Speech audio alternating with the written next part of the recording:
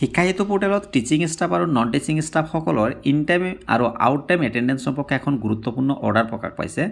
আজি এই ভিডিঅ'টোৰ যোগেদি মই আপোনালোকক ক'বলৈ যত্ন কৰিম যে কোনখন ডিষ্ট্ৰিক্টৰ পৰা এই অৰ্ডাৰখন প্ৰকাশ পাইছে আৰু কোনে কোনে এই ইন টাইম আৰু আউট টাইম দিব লাগিব এই সম্পৰ্কে আজি এই ভিডিঅ'টোত আপোনালোকক ক'বলৈ যত্ন কৰিম।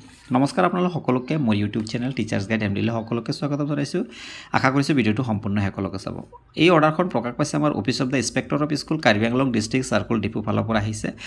চিঠিখন লাইন বাই লাইন পঢ়ি দিয়াতকৈ এনে কৈ দিছোঁ যে আমাৰ কাৰ্বি আংলং সাহিত্য পৰিষদৰ অধীনত যিসমূহ চৰকাৰী আৰু প্ৰাদেশিক বিদ্যালয় আছে, এই চৰকাৰী আৰু প্ৰাদেশিক বিদ্যালয়ত কৰ্মৰত টিচিং ষ্টাফ আৰু নন টিচিং ষ্টাফসকলে শিক্ষাহেতু পোৰ্টেলত নিয়মিতভাৱে এটেণ্ডেঞ্চ নিদিয়া পৰিলক্ষিত হৈছে বা এটেণ্ডেঞ্চ নিদিয়ে। তো গতিকে ইয়াত কোৱা হৈছে যে আমাৰ KADC অৰ্থাৎ কাৰ্বি আংলং ডিষ্ট্ৰিক্ট চাৰ্কুলৰ অধীনত যিসমূহ ME স্কুল, হাই স্কুল, হায়াৰ ছেকেণ্ডেৰী আৰু ছিনিয়ৰ হায়াৰ ছেকেণ্ডেৰী বিদ্যালয়ৰ টিচিং ষ্টাফ আৰু নন টিচিং ষ্টাফসকল আছে, প্ৰতিজন শিক্ষক আৰু অশিক্ষকসকলে যেন শিক্ষাহেতু পোৰ্টেলত ইন টাইম আৰু আউট টাইম ৰেগুলাৰলি দিয়ে, তাৰ বাবে বিশেষকৈ এই অৰ্ডাৰখন প্ৰকাশ কৰা হৈছে। তো ছাৰ বাইদেউসকল নিশ্চয় বুজি পাইছে যে আমাৰ KADCৰ অধীনত যিসমূহ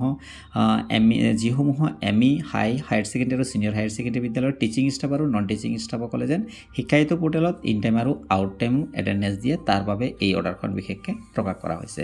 আৰু এই অৰ্ডাৰখন দেখা পাইছে আপোনালোকে 12/5/2026 অৰ্থাৎ যোৱাকালি ডেটতে এই অৰ্ডাৰখন প্ৰকাশ কৰা হৈছে।